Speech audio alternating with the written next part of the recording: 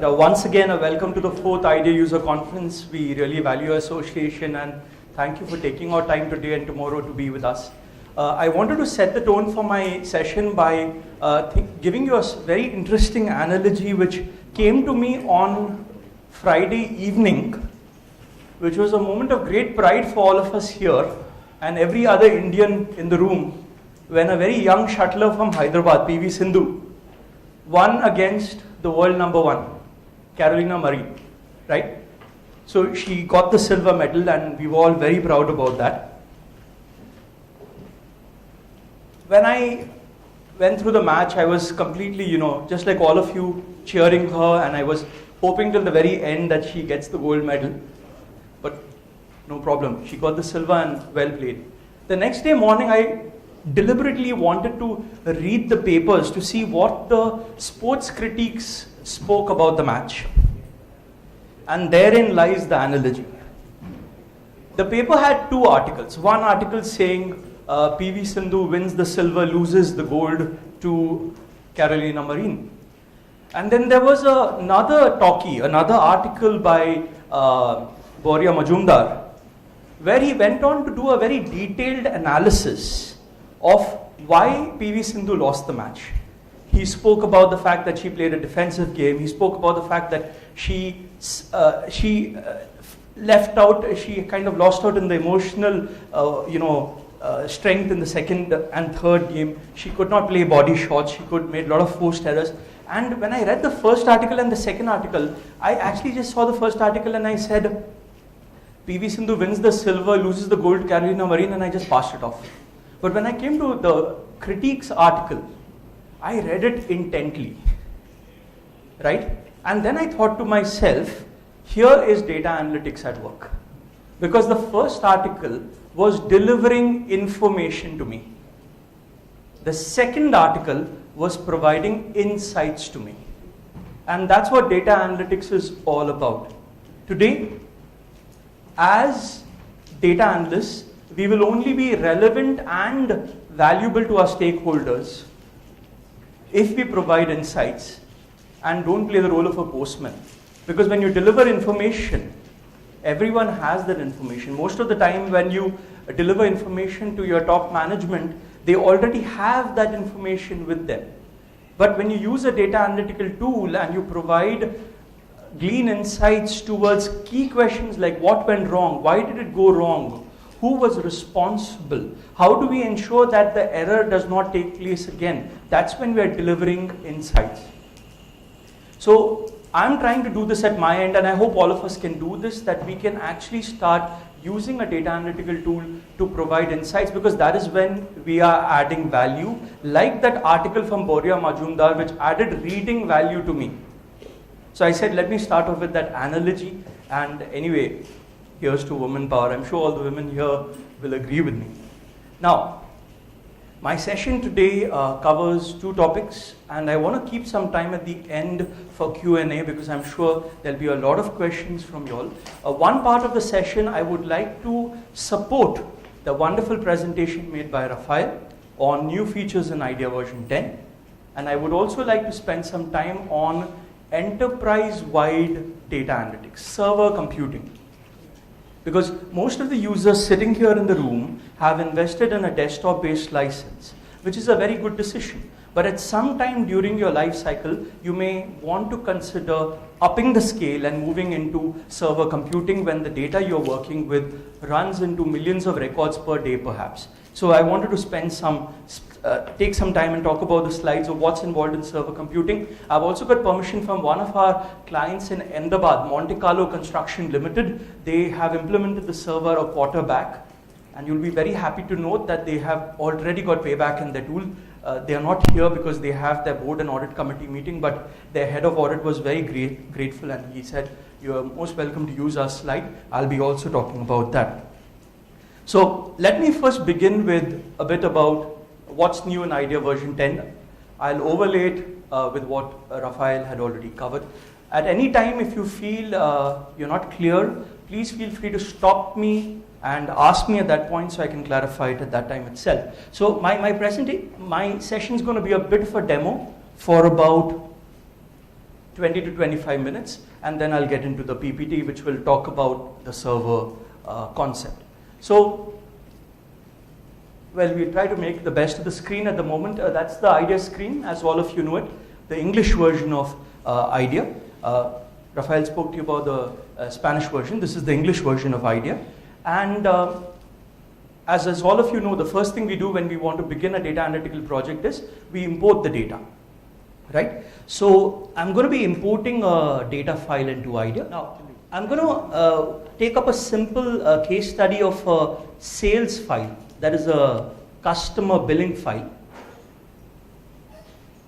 Right, so what I've actually done now is I've simply imported a sales register or a sales daybook, as you call it, into IDEA, right? And now what I'm going to show you is a feature which Rafael talked about, which is called discovery.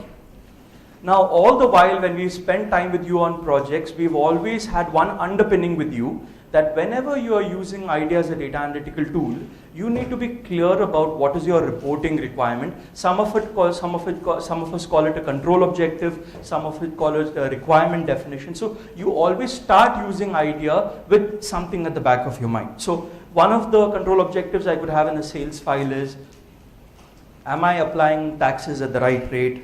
Am I selling to authorized customers? Am I selling through authorized distributors? Am I selling a product to the same customer on the same date at different prices? So these are control objectives. These are requirement definitions which come up in our mind. And I like to really applaud what Madam said when she said that you need to have the domain expertise to use a data analytical tool, and these control objectives come through domain experience. So for all of us who are new to IDEA, sitting here in the room, you need to have both domain experience and knowledge of the tool.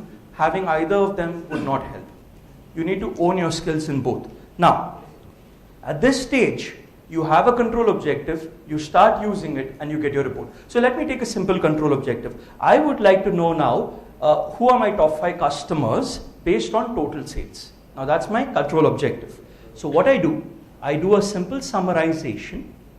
I take the customer number, I take sales plus tax. Let me expand it so that all of you can see it very clearly. Yeah, this is better. Yeah. I have my customer number of invoices raised with the total sales.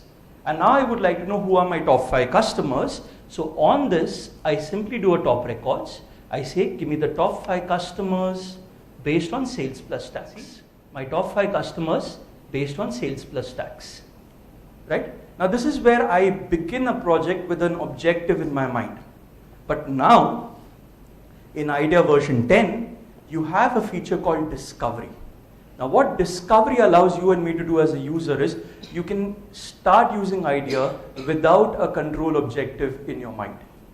You just need to import the data, you need to hit the discovery button, and there are certain pre-built analytics or analytic intelligence within the software.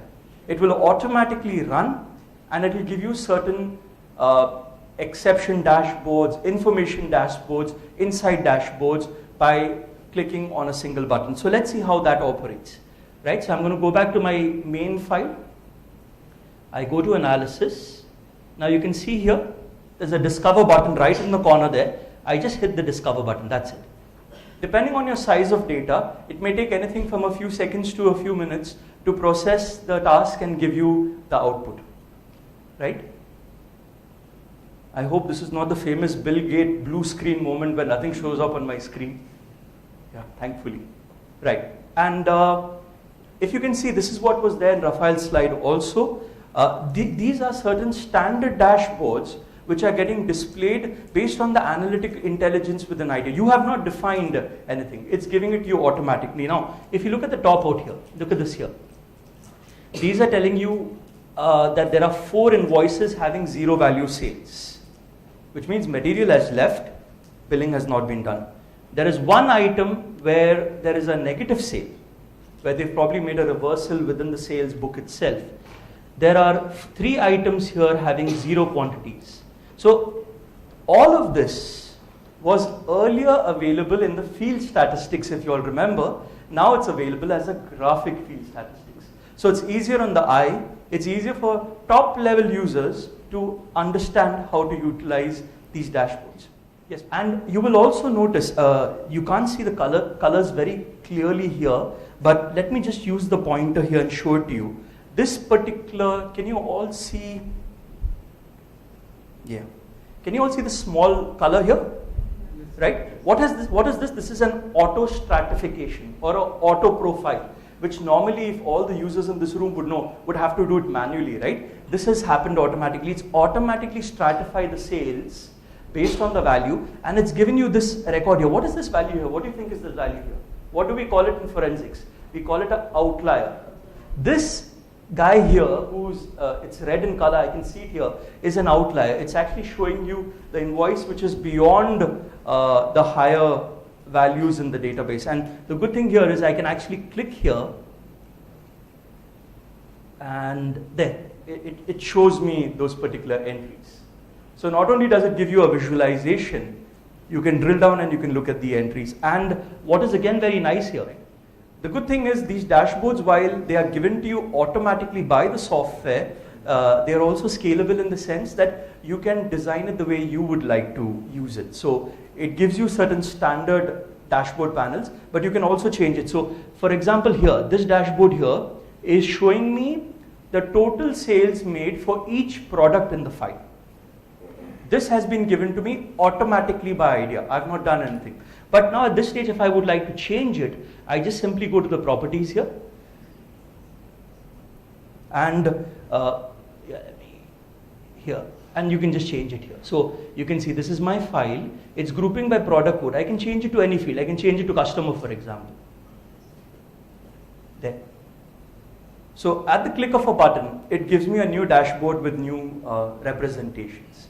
And this is the benefit which Caseware is giving to all version 10 users compared to V9. In V9, you had to do all of this manually, whereas now in V10, it's all at the click of a button, right? And it's very convenient. And this can be saved, right? You can publish it to a PDF. All of that is possible. Now, similar to discovery, we also have a feature which is called fuzzy match. Now, I want to spend some time on this because this is a pain area for every user here in the room. Let me bring in a data file, right, which contains a very simple representation of beneficiary data. Okay, so fuzzy match based data, I think this is the file.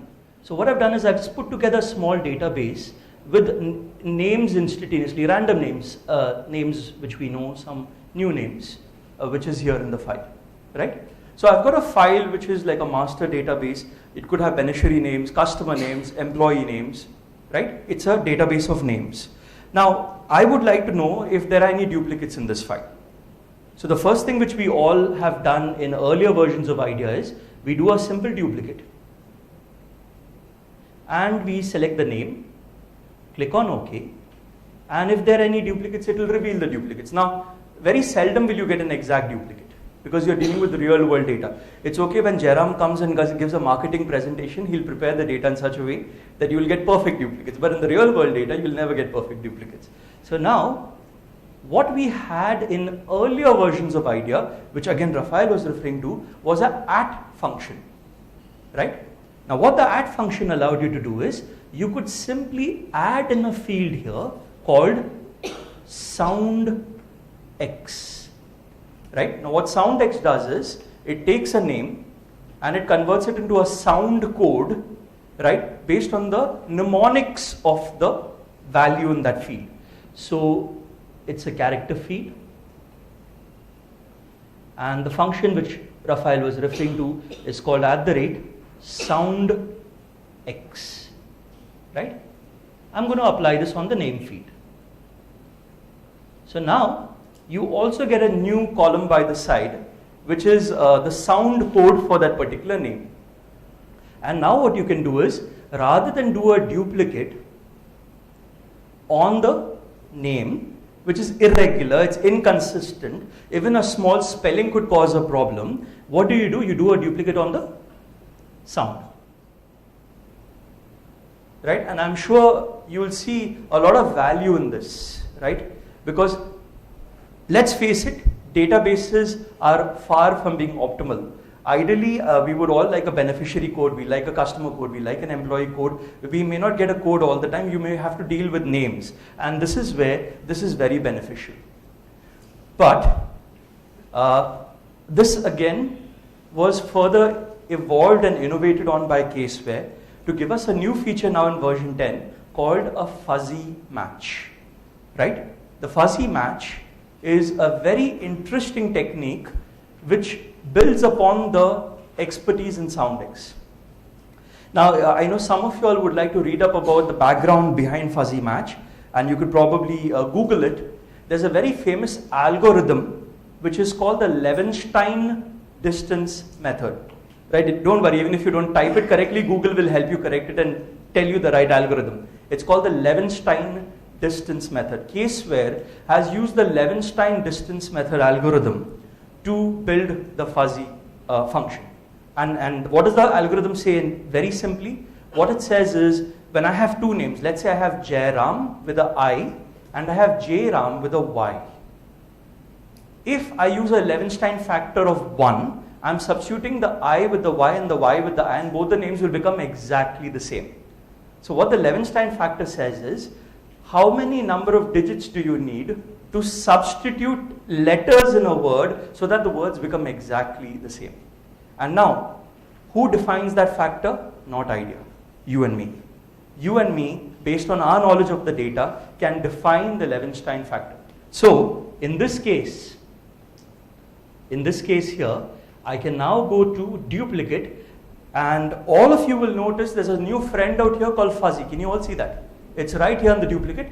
If you have version 10, this is available in version 10. It's not available in version 9. You just simply click fuzzy and similar interface, select the name, right? And now the best part. You have complete flexibility to define the similarity degree here. Can you see this? This is what is in your hands and my hands. And now it's good because you can actually transparently say, I applied a Levenstein factor of 90%, these are my duplicates. I applied it at 60% and these are my duplicates. So now, if I keep it at 80, right? Let's see what comes up. So at 80, I'm getting no records. I'm getting zip, no records. But if I do a rerun, and instead of 80, I take, let's say 65. Look at the last column here. Right? And it is for this reason, and now you compare it to the soundex, almost as accurate as the soundex, but it gives you more control on how you would apply the duplicate. So this is a very new feature in the software. For all of us who interrogate master databases on a regular basis to look for duplicates, right? This is a very good feature for all of us to use. I need to explore whether we can use this on address fields. I'm not yet very confident speaking about that, and I will be addressing that through an email to you, but I believe it can also be done on address fields as per Raphael's presentation. So I'm going to be exploring that. Right? This is a very useful feature. Now, another very important development which has happened over the last 2 years is a collaborative effort by a number of distributors across the world. There was a need felt to develop what we call as solutions, right?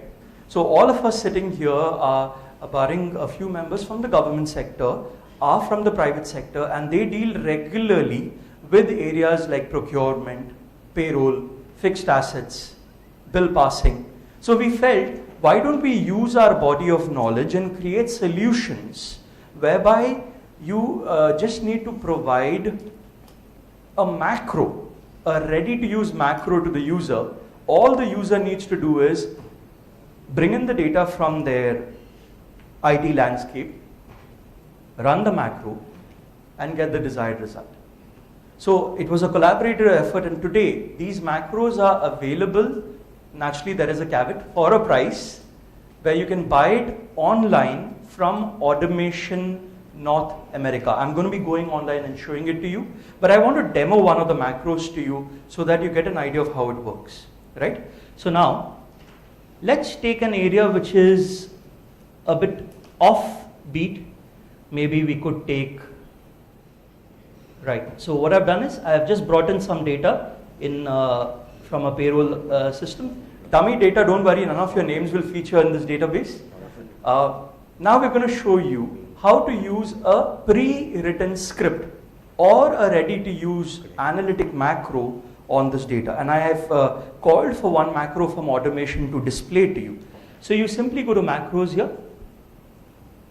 you hit the run button, and then I've got a list of macros here.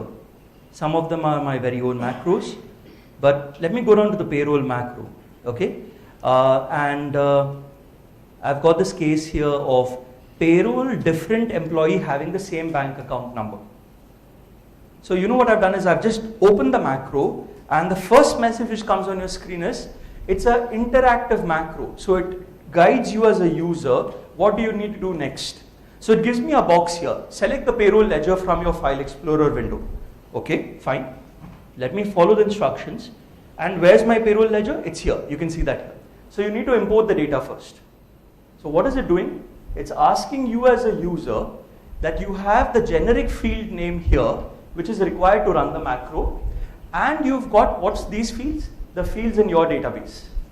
Right? So all you need to do is, you need to get the data from your Audit or from your IT system in a defined format. That's the only care you and me need to take.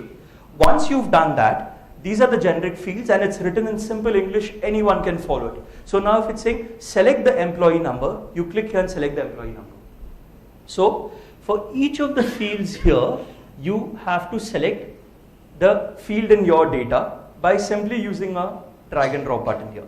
Select the employee name field, okay, I've got the employee name. Select the payment reference number,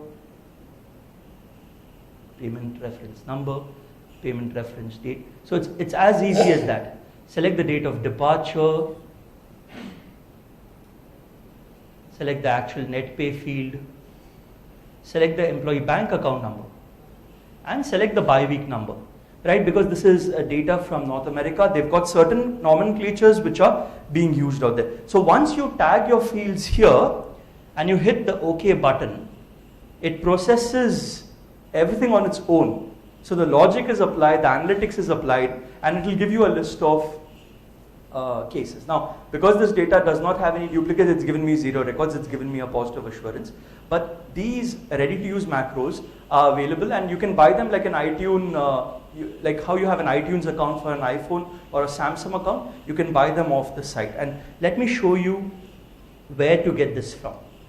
Right, so I'm connected to the net. You just type in automation, pre-written scripts. So I go to the automation website. You can even go straight away to the automation website. That they are the North American distributors for IDEA. And it's quite a, yeah, explore solutions. It's on the home page. Explore solutions. And here, can you see these? Here, accounts payable, accounts audit solutions. So this is a separate one. This is audit solutions. So it's called audit solutions here. Audit solutions, accounts payable. Right? Audit solutions, assets on hand. So you just click there. Right? And it gives you a write-up. The good thing is, it gives you a list of requirement definitions or control objectives. So you can buy this directly online, right? There's a small reference here, and I think somewhere here there's a PDF file which talks about, yeah, overview. I think they should give us the details or include the tests. Here, take a look at this. So these are the tests which are available. Top fixed asset acquisition, Pareto analysis, top fixed asset retirement. There are a number of ready-made tests which are available, which can be bought by you for, and there are almost 183 scripts which are available online for different areas. And you can watch a webinar, you can take a look at the script, and then you can actually buy it for yourself. So this is a very big development which is done, because this will ensure it takes the guesswork out of what you're doing. See, I always believe, let's be practical. If something has been developed, let's not re-innovate, right? If it's going to suit your requirement, you can go for it. And Smriti, and for all those who are from the banking, there's also some banking analytic reports which have come out. I'll mark that to you. So I wanted to cover this in my presentation. This is a very important development. It's called Audit Solutions from Automation. Now I wanted to spend some time just covering a few slides on the IDEA server, right? As all of you know, that IDEA is available as a desktop version and a server version. If you ever feel the need to move into big data computing, enterprise level computing, if you have a number of auditors who are using IDEA on disparate laptops and you want to connect them into a single repository where the license is not linked to a particular machine, but anyone can log in from the domain and use IDEA, you can use the IDEA server. Now, how the server works is, and let's first talk about what is the server. Right, so very important, it's a collaborative analytics platform, right? Backed by powerful server computing. It allows for simultaneous data analytics by multiple users in a secure environment. So it uses all the Windows security protocols, right? And what is very nice is it's scalable. So you can add in users, you can add in processes very easily, right? I'll also be showing you a screen where something which would take probably 2 days on the IDEA desktop would get done in 4 hours in the server, right? So that's the kind of time differentiation you are seeing. I'm going to be going through this a bit faster. What happens when you do not have the server? Right? A lot of time is spent on acquiring the data and doing analytics on multiple machines, and you would have noticed it that in your organization, if you have more than one IDEA license, at some time during the life cycle in using IDEA, there's going to be repetition. 2 users will requisition the same data, they'll do the same kind of data analytics, there's going to be duplication. This gets rid of the data duplication. Everything is done in a central repository. What you'll also notice is that there is no mechanism to document the process, right? While the project overview is available, which Rafael spoke about, but this is much more intuitive, right? The learning is much better through the server. I think the second last point is something all of you will agree with. Relies heavily on individuals for success. Can I have a show of hands? How many organizations here had a stoppage in IDEA usage because a user left? I'm sure so many organizations, right?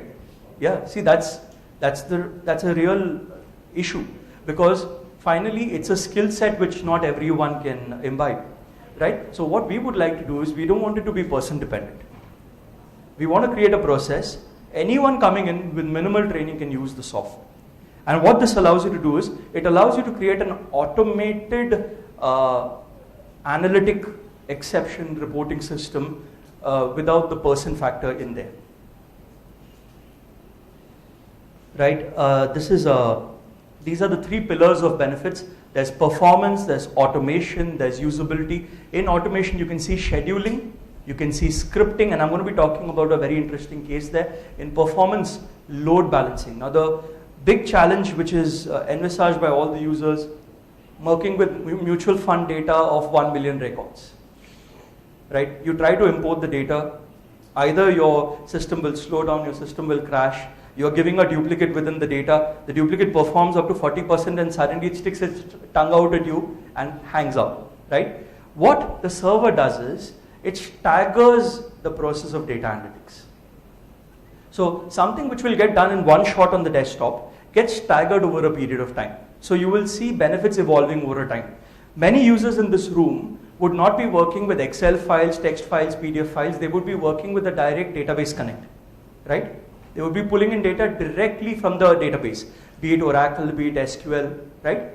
In those cases, if I want to pull in a dump, which actually happened recently with the CAG, they wanted to pull in the subsidy data for gas subsidies for all the citizens of Mumbai, which ran into about 25 million records, and they were trying to do it through a flat file, and it failed.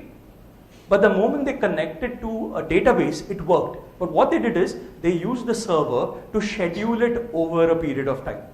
They started the scheduler on Friday night, and by Sunday night it was complete.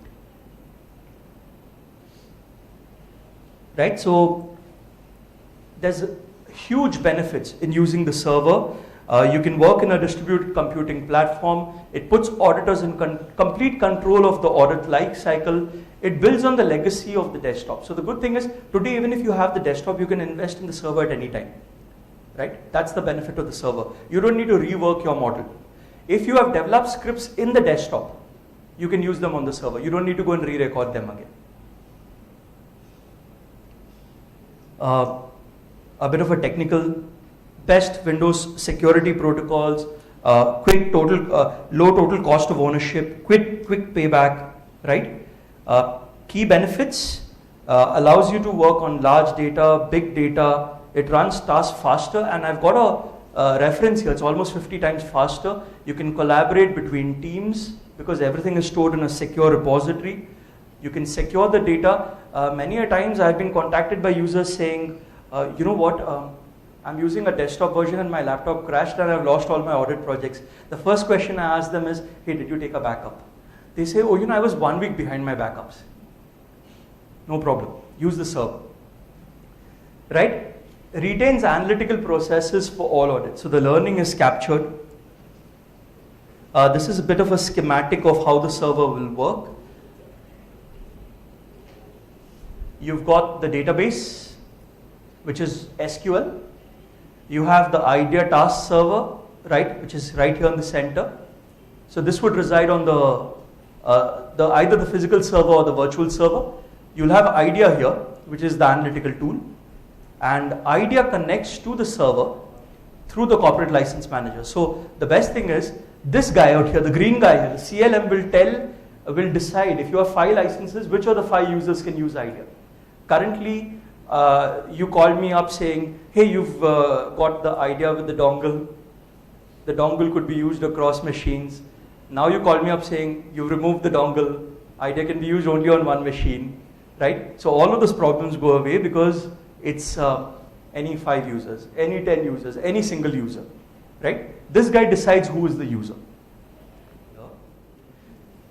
Whenever you all plan to implement the server in your organization or even test it out, my suggestion to you is, before you go ahead and do the evaluation, get IT as a part of the process, because in fact, even when you're using the desktop version of IDEA, you need to have IT on board, right? All the successful implementations sitting in this room today have been successful because they've partnered with IT, right? Make IT your business partners, right? And trust me, the implementation will be smooth, maintenance will be smooth, support will be smooth, everything will be smooth, right? Don't leave IT out of it. Don't bring them in at the end and say, oh, you know what, here's the implementation checklist. Can you come on board this weekend and do it for us? Don't treat them like a stepbrother or stepsister. Make them a part of the family, right? And I wanted to take you to the slide. This is a bit about the interface, which you've already seen currently. But something very interesting here. Yeah, this is something I wanted to show you. Look at the kind of saving in time. 94%, 96%. This is the kind of time saving you will see in throughput when you use the server version on some of the features. So it's been demonstrated, and they've worked with 32 gigabytes of data, almost a huge chunk of data in the process. You have user access controls. That's the best part. User ID, passwords, all of that. And this is the nicest thing which is there. You have an interface window where you can schedule your macros. See this. You can automate, give the date and the time, right? Decide on whether it's going to be daily, weekly, monthly. Click on OK and your scheduling is done. You don't even have to be on your desk. It will automatically run, pull in the data from your database, give you the output in the format you want. And then this is a very big advantage, automation and scheduling. This is the CLM, which allows you to add users, remove users, give users extra rights, remove rights from users. And now, This is the company, Monte Carlo Limited, based in Ahmedabad. They have an internal audit team of around 15 to 20 members. They contacted us early this year. They wanted to have a system in place where they are currently at about, I think, 3,000 crores, and they're going to be 5,000 crores in a year. That's a quantum jump. So they said, if we are doing an investment, let's get the licenses on board. Let's also get the server on board, right? And what they did is, their current challenge was they had disparate data sources. They're using SAP. They have their project data, they have their construction data, they have some financial data which is in Tally. So it's not in a single source. They have very large data sets, being a construction company. Their audit teams are always on the move. They're dealing in a very high security environment because a lot of price sensitive information is what they're dealing with, right? And their audit head has set very stringent mission critical mandates for them. With this backdrop, they decided to go in for the server. What we gave to them was a single server with multiple users to manage their projects. They are largely scheduling fraud and control objective reports through the server. You'll be very happy to note that they've completed scheduling around 50 plus reports in the last 6 months, right? All of them in the area of procurement, maintenance, bills payable, right? A bit in the area of project maintenance, plant maintenance, but this is a wonderful job they've done. It's unfortunate they could not be here, but I got their permission to share this slide, and if at any time you'd like to speak to their team, please contact me. I'll put you in touch with them, because they are very open to sharing their success story with every user. Great, so that was a bit about the server. I wanted to keep some time for Q&A also, but before I go into Q&A, Raphael spoke about the project overview, and I think my presentation would be incomplete without talking about that. So there's a popular GTAG. All of you who are members of the Institute of Internal Auditors, the II has released various global technology audit guides. There's a global technology audit guide, I think 1.6, which deals with data analytical tools and technologies, where they've actually said if you want to invest in an audit tool, these are the features which the tool should have. So the tool should be able to work with different data, big data. The tool should not allow you to alter the data. One very important attribute in that is the tool should have audit trail logging capabilities, right? Now, in earlier versions of IDEA, what did we have? This is what we had, which was the history, the audit trail, something like this. A bit of simple English, a bit technical. Not all of us were comfortable dealing with this. But what do we have now? Now we have the project overview, which is a graphical audit trail. So everything you've done within the software, or which I've done in the software in the last 45 minutes, is getting logged here in the project overview screen. Now, not only does it tell you what has been done, take a look at this. It gives you the function used, what database, who is the user, was a database created, did you export it, did you create a view, and the best thing here, it gives you a date and timestamp, right? So it gives you complete transparency on the work done within the software. But the bigger advantage here of the audit trail is that I can use this to do repetitive analytics in IDEA, right? So if I identify certain reports which I want to run on a daily, weekly, monthly basis, you can design macros within IDEA, right? So all you need to do is hit the macro button here, create a macro. And now let's say I want to convert the top customers report into a macro. I just select those particular boxes within my overview screen. I click on finish, and that's it.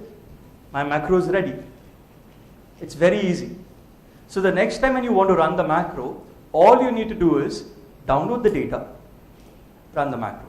Yes, you need to take care that the data you're downloading is in the same format as the original data on which you recorded the macro. That's the only care you need to take. And you'll be happy to note that for some time, maybe 2 years, 3 years, in our training programs for idea with various organizations, we customize the program to help you create a few macros. So if it's a 2-day training program, we'll help you create some of these macros and we'll hand it over to you. Your job is done. Now the question which arises is, oh, you know, but these macros are always rigid. If my underlying business logic or control logic changes, do I need to go back and record the macro? You don't. All you need to do is pop open the macro. Now, if I don't want to do a summarization on, let's say, the customer, you just double click here and choose, let's say, the product. It's as simple as that. You don't need to go back and play with the code and tinker with the code. Everything can be done from the interface itself. I'll just end up by saying, before I take Q&As from you all, that if you can, try to build an ecosystem, try to build an analytical framework where you are developing these macros. And trust me, there is no race to complete the macros. This is not like you know, having 50 macros, 100 macros. Whichever macros you develop, they should cover your A-class risks. You could have 5 macros which cover your A-class risks. That's it. There's no race. I mean, I've met companies using competitor tools who in the last 10 years have developed only 20 macros. And I applaud them because they've actually macroed what is important, right? And there's again another question which comes from our users when we engage with them for implementations. Okay, you've developed macros, you run the macros regularly. Maybe at the end of 1 year, there'll be no errors left. Do you still need the macros or not? Right? Will a macro ever get obsolete or outdated? Right? Now that is completely at your decision level. Right? Because a macro is built to test a control within the system. In my opinion, controls within the system can fail, they can become outdated, they can become redundant at any time. And as all of you know, we are all working with ERP and legacy systems where controls are within the system and not outside the system. So if someone were to tell you, okay, after 1 year if a macro stops giving you any exceptions, discard the macro, please do that with caution. Because at any point of time, after a year, you may run a spot check and you may notice that, oh, the control which was supposed to be working has stopped working, and not even the functional consultants know that the control is not working. So my earnest request to you is, do not discard a macro till you're with certainty sure that the control has not stopped working within the system. Right? Whether it's a report file or you're doing a direct database connect through a dump, as you mentioned, the first thing we do before we start any analytics is we do certain control total checks or validation checks on the data, right? So you have a control total feature here, which allows you to arrive at a systemic total of a field, link it back to your source, right? So now let's say they're giving you an Excel file, right? With the Excel file, you'll call for a screenshot of the totals of the Excel file with the earliest date, the latest date, number of zeros, number of minus figures. There are a number of validation checks which are there within IDEA. Call for the same information, not on the Excel file, but the source data. So when they're generating the data on their screen and they export it to Excel, at that time they'll give you a print screens of all these valuable nuggets of information that would reconcile back to your data here in the database. So now, for example, if you've asked for data for 2008 to 2016 and you've got data of 2056, that will come up here in the latest data as an error. Or if someone has meddled with the data and entered zeros on, just put spaces in the date, that will appear here in the data errors. You can see that here. So the field statistics has been designed to give the IDEA user a comfort on the authenticity of the data prior to beginning analytics. But there's no single click feature. You have to apply multiple checks and reconcile it back to the source data. Fine. Thank you so much.